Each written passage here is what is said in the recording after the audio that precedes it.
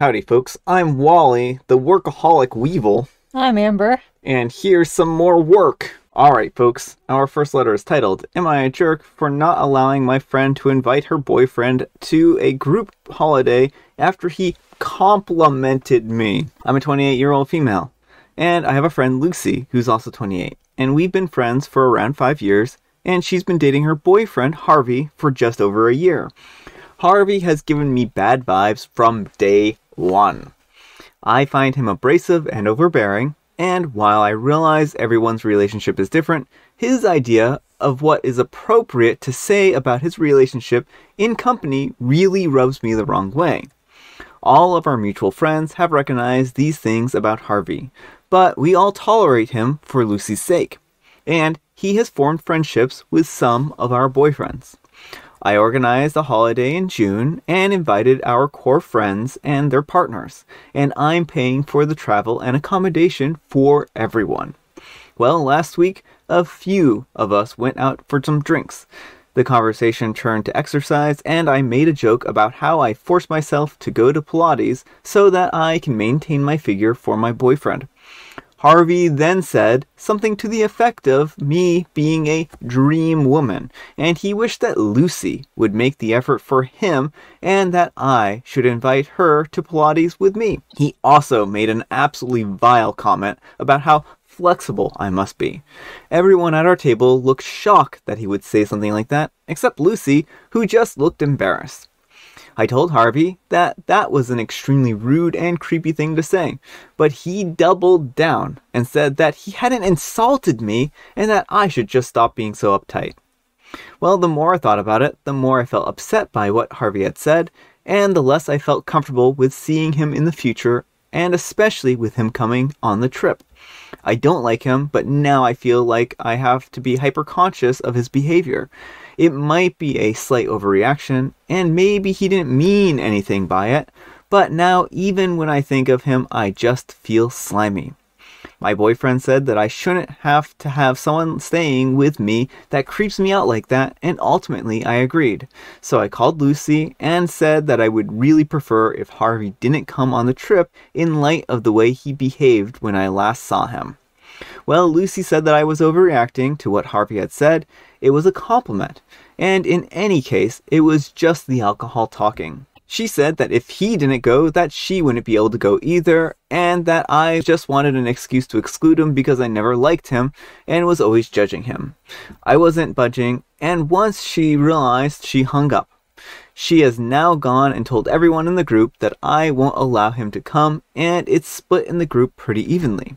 Some of our friends think that it's fair that I don't want him there since I'm paying for the trip, while others think that it's a bit heavy-handed since it will mean that Lucy can't go on the trip either, and if she's not offended by what he said, then why should I be? My boyfriend is really not keen on Harvey coming because they don't have the best relationship, but says that if it's important to Lucy that he comes, then I should probably just give in. Alright folks, what do you think? Jerk or not the jerk? Not the jerk. This man has been acting creepy and gross, and he doesn't get a pass. Like, why should you have to pay for the travel and accommodations for a man who has been creepy, never apologized, just said, hey, it's a compliment for his creepiness, and, it sounds like he's been getting too many passes. Yeah, it really does seem like he's getting too many free passes. Plus, if I were him at this point in time, would I really want to go on a trip where I knew that I wasn't welcome? Like, he has to know at this point in time that he isn't welcome, and that if he were to go, then it would just create friction and hostility. And he really does need to apologize to OP because OP didn't take it as a compliment, because it wasn't a compliment. It was just him being creepy and complimenting randomly on her body. And then on top of that, denigrating his own girlfriend. Yeah, well, and what he's insinuating with the flexibility too, like, it's just so gross on so many levels. Yeah, it just was not an appropriate comment. I mean, everyone who heard it knew that it wasn't appropriate. And if everyone else but him, then I don't understand why it would be so hard for him to make the realization that this is not appropriate. And your feelings matter here. Like, I know a lot of people are like, oh, well, think about the implications for Lucy. Lucy can dump this guy at any point in time, or she can go solo. There's no reason why she has to drag him around. Yeah. I'm wondering why she can't go without him. I mean, my guess is he sounds like he might be the controlling type and might like forbid her from going without him. Yeah. So, or she's just one of those people who won't go somewhere without her partner. Yeah. So, whatever it is, that's kind of Lucy's problem and not OP's problem. And maybe if OP puts their foot down and just excludes him and says, well, Lucy, you're welcome to come, but he's not, then she'll either have to make the hard decision to come or not. And then she'll realize that either she values your friendship more or she'll value this other guy more. So it's a difficult situation. So anyhow, take care and good luck. Alright folks, our next letter on the Saturday morning special is titled, Am I a Jerk for Being Angry That He Turns the Fans on Him Every Night and Away from Me? This is incredibly ignorant, but regardless, it's a newfound rage. I have a thyroid disease, and due to this, I'm roasting hot to the point of having difficulty breathing, and this is near constantly. The only comfort I have is my fan. We have 2 garage fans, one for my husband and one for me, that are small but throw off really cool air and work exceptionally well. We aren't allowed to stick an AC in the window or have our windows open at all until June, per our release agreement, $50 for every time they see a window open before June, as well as a different fee for putting in an AC prior to June, because heat is included in rent.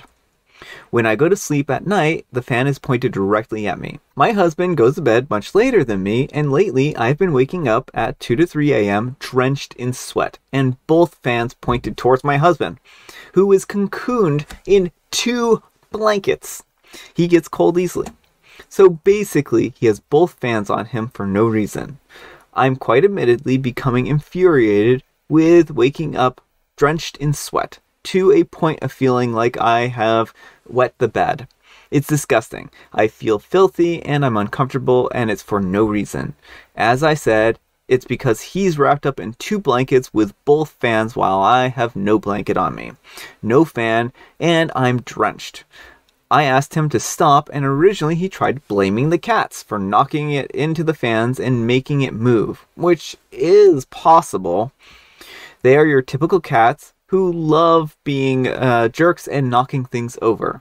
But this wasn't it, and I found out that quickly, as I wasn't fully asleep one night and felt the fan off of me randomly, and I watched him put the fan on his side of the bed. I told him sleepily that he had better put the fan back on me, and he did immediately, no question. That was the only night that I woke up with the fan still on me. So I moved the fan. The way our room is set up, our dresser is off on my side of the bed, and our office setup for computers is at the end of the bed. Our room is large. I moved my fan to the dresser and pointed it directly on me. I woke up at 3 a.m. this morning and found my fan halfway moved down the dresser, kitty corner to hit my husband directly and not me. I was mad. I absolutely lost it. I told him to get out of the bedroom and go sleep on the couch in pure rage because he's being selfish and making me uncomfortable by putting both fans on him while he's wrapped up in 2 blankets and making me sweat my butt off. He kept saying that I'm a jerk and it's not him, it's the cats, I swear. But I truly don't buy this excuse because I physically caught him once already moving my fan off of me. Am I the jerk? Alright folks, what do you think? Jerk or not the jerk? Not the jerk, and I think maybe it's time that he goes and sleeps in a different room permanently. You know, actually, I think it's time that he goes sleep in a different house permanently.